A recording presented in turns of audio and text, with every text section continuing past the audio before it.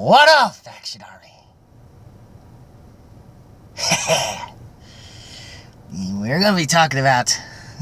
Fuck that Rocha shit. We're gonna be just talking about the Mud Action Army today, eh?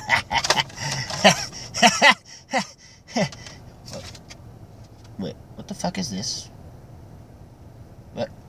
What the fuck you doing here? It's Action Army. What the fuck? What? No.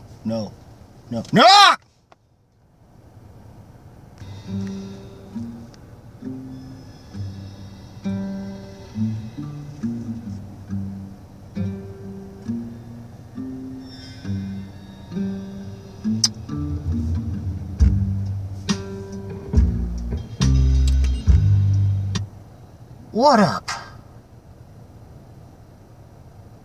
Outlaw Nation?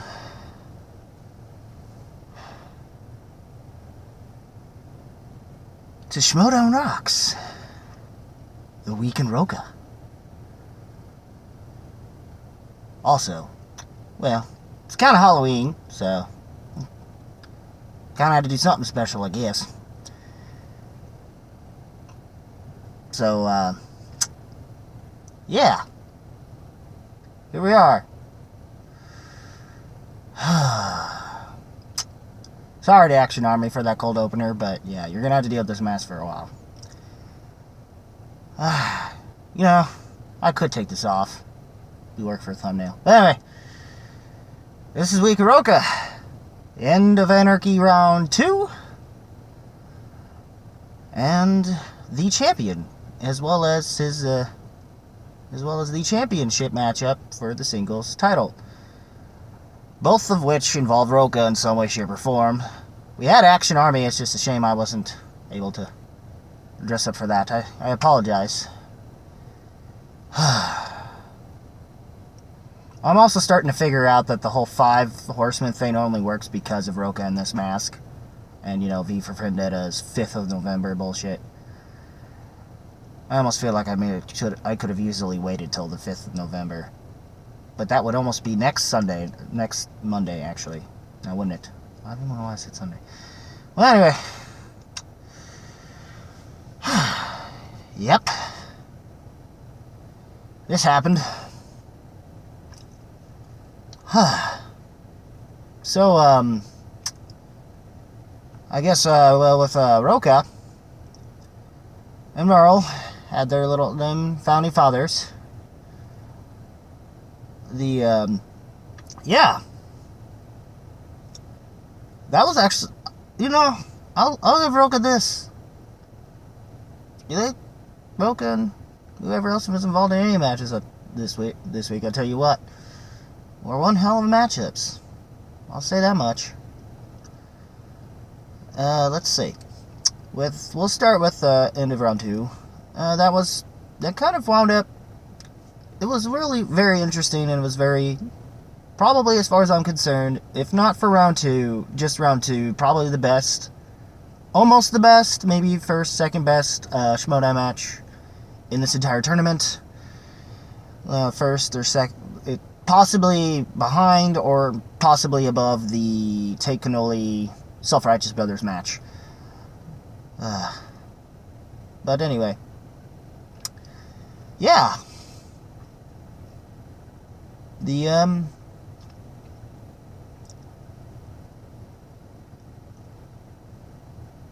That whole thing with the match, I'm gonna adjust this mask, hold on a second. But yeah, the whole, thing with that matchup was interesting. It was the whole thing with the, first round was nice, I guess. It ended up ending in a tie. Same thing with the second round. I don't even think, I'm trying to think of if anyone was in their strong suit. You know, I don't even know if, that's the only thing I'm blanking on. All I know is how intense the match was. And, you know, of course, you can't blame me that the whole thing of how it ended, which I didn't see coming at all. And turns out Rocha had, according to the one thing with the lost his shit completely in that during that 10 minutes worth of time frame for that matchup. And, yeah. That was insane.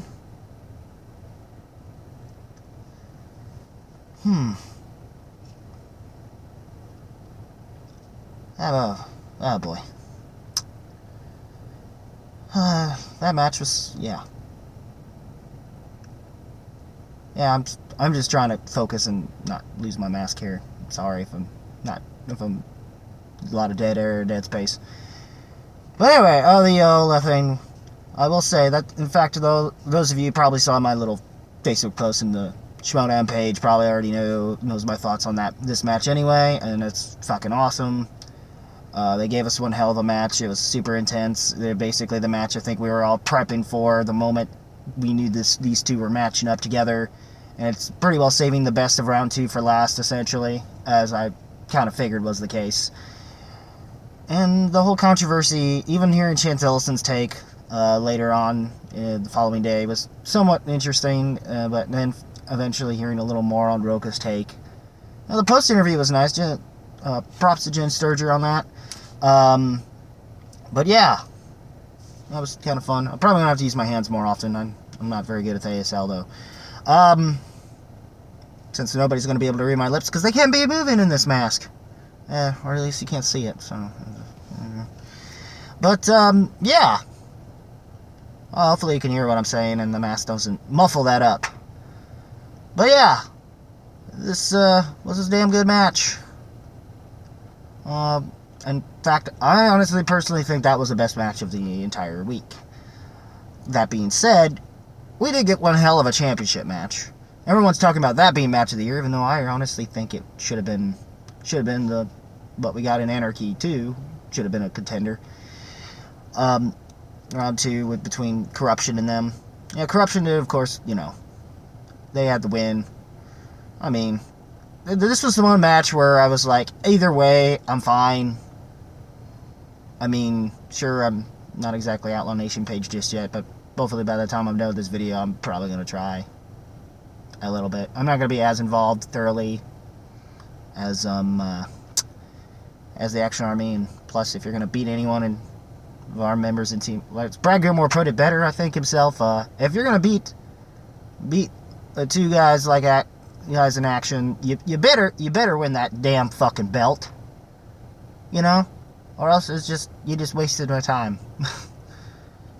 So much so to the point of me getting this damn mask for y'all. So yeah, that's something. Just saying. That match definitely rocked itself. So did and then it's just a shame how that all turned about. And the post interview was awesome. Even pre-interviews were, well, kind of, sort of, whatever. Chance, basically, if anything, Chance Ellison definitely proved himself. Even Rocha himself stated that. Probably even more so in the post interview for the follow-up match. We'll get to that in a second. Kind of, sort of. And that is the one thing where, because especially after the post interview for the KOrruption Founding Fathers match, definitely, I'm not gonna lie, I was like, damn, son. It's kind of on the emotional side. I didn't think it needed to be, but I guess I get it even more so thanks to Schmoedown Rundown on that one. But yeah, kudos on that. It's good. But yeah,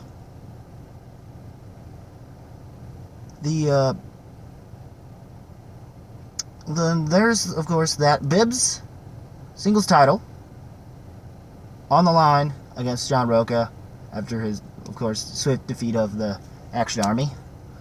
What up with that? I'm not gonna lie, I read for Guy. Yeah, I'm wearing this mask and I'm saying it. Come at me with that. But I'm willing to put my bias aside, and I know he is a damn good competitor, and yeah, without him, and we wouldn't even, without him, we wouldn't even still be having the Schmoedown, and people wouldn't still be talking about it. So I can't fault him for that. Hell, without them, there kind of wouldn't be an Action Army, even though a lot of people will tell me to take it back. Take that back. I won't. But Don't at me for it, Action Army. I did what I did in the opening a little bit just to let you know I still love you guys, despite the... So, but whatever. It's Outlaw. This is a pretty well in the league for Outlaw Nation, and it definitely capped itself off pretty well for the Outlaw himself. And apparently so humble that he decided not to go back on that bet, to back off on that bet and not have Bibbs kiss his boots. Also, he would have had to burn his hat if he had lost. Maybe the mask too, I'm not sure, which would suck. Can't really do that with this because it's not mine. Borrowing it. Anyway, what a match. What a match. It was back and forth from round 1, round 1 to round 2, round 3 to round 4. Round 4, Bibbs definitely did improve upon his game when it came to the speed round, but, of course he was going up against members of Fife Club who honestly have already learned how to, through their own methods of training, mostly was primarily the speed round itself. A lot of that, just to be able to get through and make it, especially having both 2 of the members of them that having gone into, that are now of the Shire Wolves, current tag team champions, had to go up, who went up against the former tag team and former singles champ himself, Sam Levine, and all that stuff. Most of you who probably are watching this know what I'm talking about, but yeah, that whole thing was, now I'm kind of lost myself. Forget it. Hopefully you knew where I was going. If so, just leave a comment below. I'll leave you at that. Just trying to deal with this mask. It's just, fuck it. Well, you know what? I'll take it off when they end. Don't worry about it. Alright. So, yeah, Rocha's champ. Bibbs lost it. Though the way he talked in his pre-interview, he may as well have just cursed himself. It also doesn't help that Chris Clark is kind of pissed off already. And plus that whole Fife Club ordeal, that I don't even know if Bibbs should be Fife Club really. I feel like that's just kind of a screw you to Draco, and I think that's bullshit because he was one of the big foundations of Fife Club. Be honest. Especially, yeah, it's just, yeah. And that would bother me. Be honest, and just kind of give this, But then again, with Odd Couple going over as well as it hopefully might be, given once the finals come around with that situation, hopefully we'll see how that goes. Of course, and Draco and Snyder are doing pretty well in that regard. Yeah, I'm pretty psyched. I'm pretty psyched about the whole thing. So, yeah. It's been quite a match. It's been good matches. Yeah. Yeah, the whole neck and neck. I mean, the speed round for Bibbs was good. And it was very humble on both ends by post interview, and even though honestly I was at first, it took like watching like the second reaction of this for me to actually like Bibbs's entrance, because even though I still think it's weaker compared to any of the other ones, but Rocha just doing his normal thing, the way he comes out with the music, even though the music he does come out with now is that he's come out through Founding Fathers. It's about the same, and definitely different from the ones he had. It's probably a step up from fucking Kid Rock, I'm going to tell you that right now. I preferred his previous, and, not having to deal with copyright issues for the good, bad, and the ugly theme. So, that was good. It worked. It works. So, yeah. Overall. And, yeah. I pretty well like this week's matches. I know there's not much to talk about. I was kind of way more focused on my cold opening, to be honest. But anyway, I basically just like this. Both matches were good. Rocha, you definitely now a 2-time champ again, or at least he's now among the ranks of his fellow horsemen in Dan Murrell and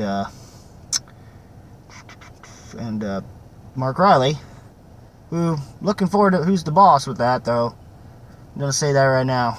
So, hopefully beating Corruption. I mean, I got them going, but that's also a tough match for me, because as far as I'm concerned, within that match itself, I think is whoever wins that match is probably going to win this whole thing. Whether it be who's the boss or Corruption. I'm just throwing that out there right now.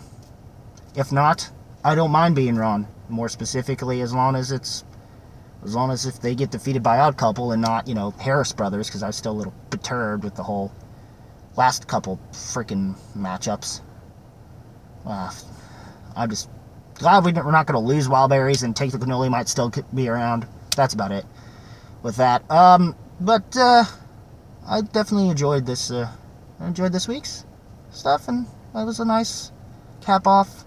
No having to worry about kissing boots or burning hats or masks or whatever was that deal they had. And the feud was, and as he said, the feud was dumb. Though I will say there was a few good quotes here and there, like, "Who wants to start some shit?" on Bib's part. That should be a shirt. That should be a shirt. That should be a shirt. Just with the Bib's beast thing and "Who wants to start some shit?" Something like that would be cool. I still hoping that maybe, if not, I don't know if the 5 Club thing should be a good idea. I'm still hoping and baking that Growling Commandos can expand through the Self-Righteous Brothers thing, Johnny LaQuista, and then, because I think that'd be cool. It's a proper Chris Clark dream. For those of you who don't know who the hell he is, watch it. Check out Take 3. But anyway, 3D Productions. Anyway, that's about it, all I got to say. And, if you like this video, rock that like button with thrust if you must.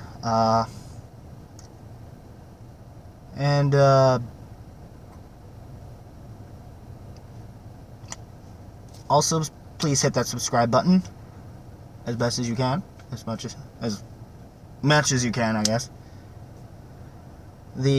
Also, don't link in description of my Facebook. Rock and follow me there as well. And as always, guys, keep it random, keep it real, keep it rocking. If you smell, you probably can't see that anyway. Oh well. What the movie trivia Schmoedown